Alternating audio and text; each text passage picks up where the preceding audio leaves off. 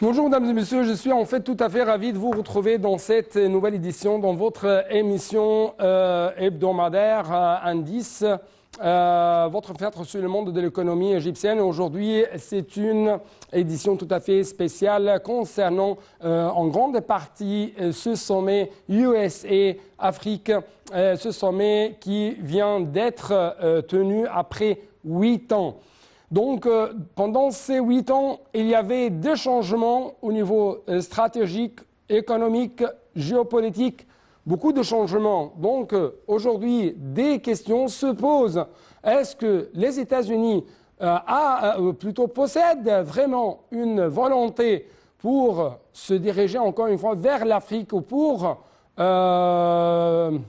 je ne veux pas dire aider, mais encourager les investissements américains vers l'Afrique. Est-ce qu'il y aura un nouveau face des États-Unis qui va être présenté aux Africains pendant ces multiples crises, que ce soit économiques, monétaires, inflationnistes, énergétiques, céréalières, beaucoup de choses. Donc, c'est ce qu'on va savoir pendant les prochaines minutes. Notamment, nous allons bien sûr vous présenter quelques analyses en ce qui concerne à quel point l'Égypte peut vraiment attirer plus d'investissements étrangers, notamment américains, pendant ce sommet, pendant les rencontres qui vont être effectuées par le président égyptien Abdel Fattah al-Sisi à Washington. Mais justement, je dois vous présenter ce reportage. Après ça, on va avoir une sorte d'analyse tout à fait profonde de la part de l'un de nos invités de marque. Il s'agit de M. Ahmed Ellis. Mais tout de suite, un reportage. Le deuxième sommet américain-africain intervient au milieu de nombreux défis et crises internationaux comme le virus de Corona et la guerre russo-ukrainienne qui ont entraîné des transformations dans l'économie mondiale et ont impacté la sécurisation de l'énergie et de la nourriture. Raison pour laquelle le chef de l'État, Abdel Fattah al-Sisi, se penchera durant le sommet sur les sujets qui intéressent les pays africains à la lumière des défis mondiaux actuels, ainsi que sur le renforcement de la coopération afro-américaine pour faire face à la crise de la sécurité alimentaire. Le président insistera également sur l'intégration des pays africains à l'économie mondiale pour profiter des avantages et des opportunités qu'elle offre en faveur du développement économique, du transfert de la technologie et de l'attrait des investissements étrangers. Le président doit également à Washington s'entretenir avec une élite d'hommes d'affaires américains pour examiner les moyens d'impulser la coopération dans les domaines économiques, commerciaux et du domaine des investissements. Des parlementaires égyptiens ont indiqué que le sommet afro-américain était important pour les États-Unis et l'Afrique et que le partenariat américano-africain dans le secteur privé était très important pour augmenter les investissements américains sur le continent africain, d'autant plus que l'Afrique est un marché prometteur avec une population de 1,3 milliard d'habitants. Peu de temps avant le lancement du sommet afro-américain, le ministre des Finances, Dr Mohamed Moït, a déclaré que l'économie égyptienne est devenue plus capable de faire face aux chocs externes et d'élargir le cadre de la protection sociale pour les groupes les plus nécessiteux, afin d'atténuer sur les citoyens autant que possible la vague inflationniste importée de l'étranger. Le ministre des Finances a d'autre part affirmé que le budget de l'exercice en cours était plus flexible et capable de faire face positivement aux défis économiques mondiaux actuels, ce qui permet la mise en œuvre des directives présidentielles pour étendre l'extension de parapluies de protection sociale aux groupes les plus vulnérables et contribue à alléger les charges pesantes sur les citoyens. Les effets négatifs de la vague d'inflation sans précédent se sont reflétés sur la hausse des prix des biens et services, surtout avec le déséquilibre persistant de l'offre et de la demande, conséquence de la forte perturbation des chaînes d'approvisionnement et de la hausse importante des coûts de transport. Dr Mohamed Moït a d'autre part indiqué que l'État fait face aux défis mondiaux actuels avec des politiques financières basées sur la diversification des sources de financement, la réduction des coûts et l'expansion des mécanismes de financement innovants. Selon lui, l'État se dirige vers l'émission d'obligations durables d'une manière qui contribue à attirer de nouveaux segments d'investisseurs. Il a souligné que l'Égypte avait pu faire de géants pas vers la transition pour l'économie numérique et des marches sans précédent de construction de développement pour lancer la nouvelle République. Donc, encore une fois, chers téléspectateurs, cette question se pose en grande partie à quel point cette fois-ci les États-Unis possèdent une volonté de non seulement donner des promesses, mais plutôt concrétiser ces promesses aux Africains dans ces grands changements géopolitiques, économiques, monétaires, ainsi de suite. Donc, les réponses seront avec notre invité, M. Ahmed El Nassef, analyste politique et économique, expert quand même dans la gestion, le développement. Monsieur Ahmed El Nassef, bonjour. Bonjour à vous, monsieur. Merci beaucoup pour nous rejoindre à travers la ligne de NAL TV International et j'aimerais bien écouter votre réponse à propos de ça. Et comment vous avez justement observé la volonté sincère des États-Unis pour concrétiser ces promesses envers les Africains?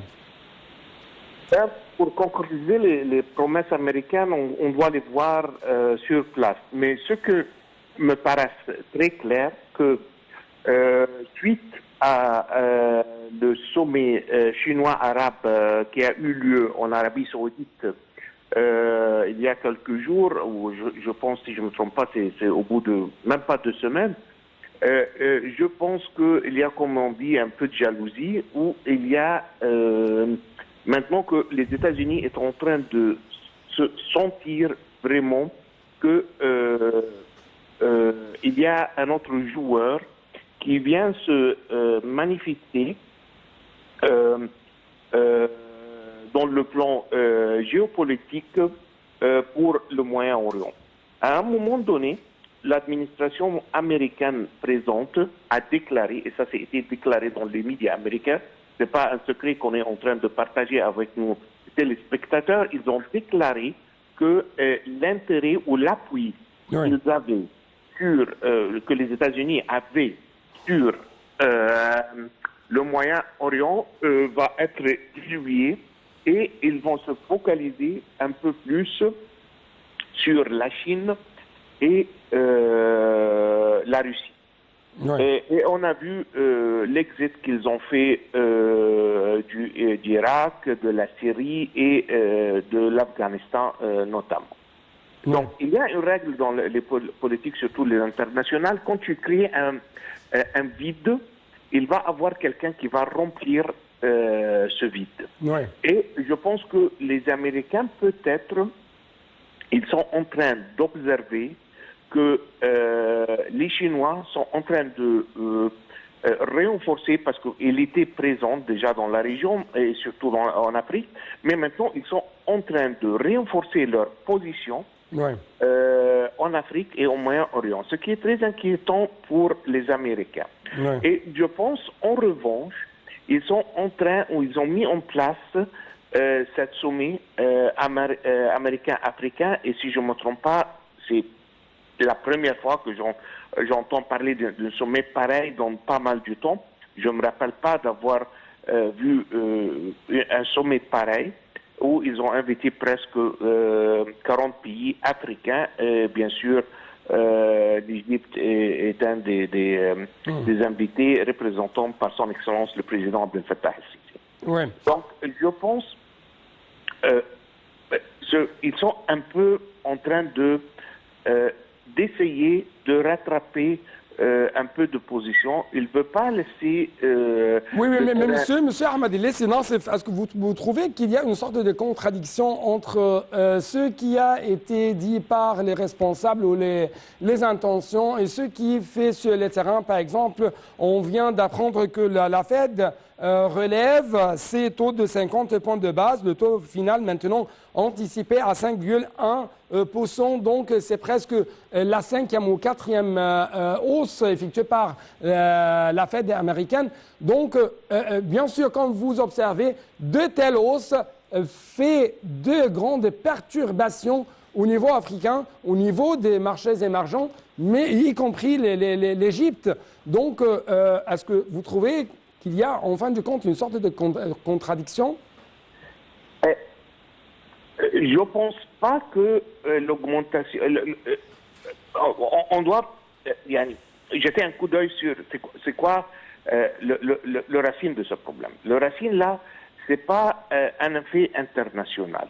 L'économie américaine est plus intéressée à à gérer leur taux d'inflation que l'intérêt ou la géopolitique en Afrique. En termes de priorité, notamment c'est numéro 1, 2 et 3, l'économie locale en Amérique. Et là, c'est ça la motivation derrière la décision qui a été prise, sans aucun doute.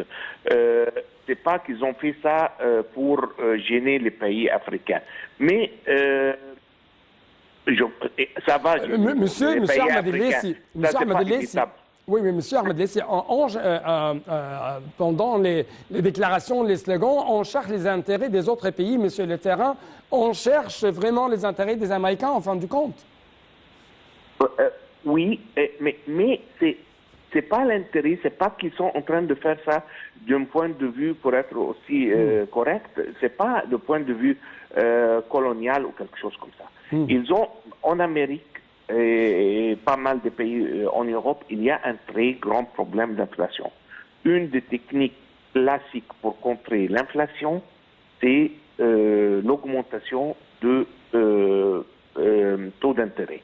Ouais. Et dans ce cadre et dans ce contexte que le Federal Reserve américain a pris la décision d'augmenter le taux d'intérêt. C'est pas parce qu'il y avait une volonté de gêner ou faire la vie un peu plus difficile pour les pays africains. Ça, c'est pas sur leur liste d'action. Peut-être que ça va se passer comme ce qu'on appelle un byproduct, mais pas comme un objectif ou un target qu'ils ont mis, et c'est pour cela qu'ils ont augmenté le taux d'intérêt. Ça, ce sont des variables tout à fait indépendantes un de l'autre. Mais la contradiction, je vous remercie pour avoir utilisé ce terme, la contradiction vient un peu des politiques américaines. On comprend parfaitement, et tout le monde comprend parfaitement, que la politique des démocrates est tout à fait différente de la politique des républicains. Ouais.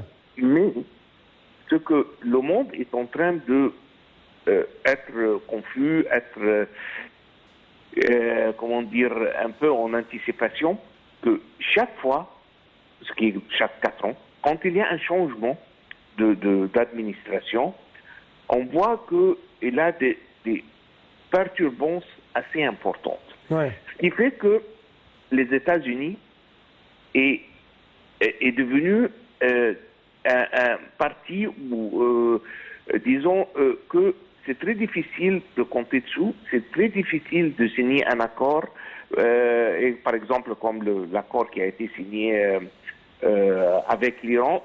Et je ne suis pas là dans une position de le critiquer ou dire que c'est un bon accord ou non, mais ce n'est pas ça l'intérêt. Mais l'idée que la continuation n'est plus là. OK? Pour un pays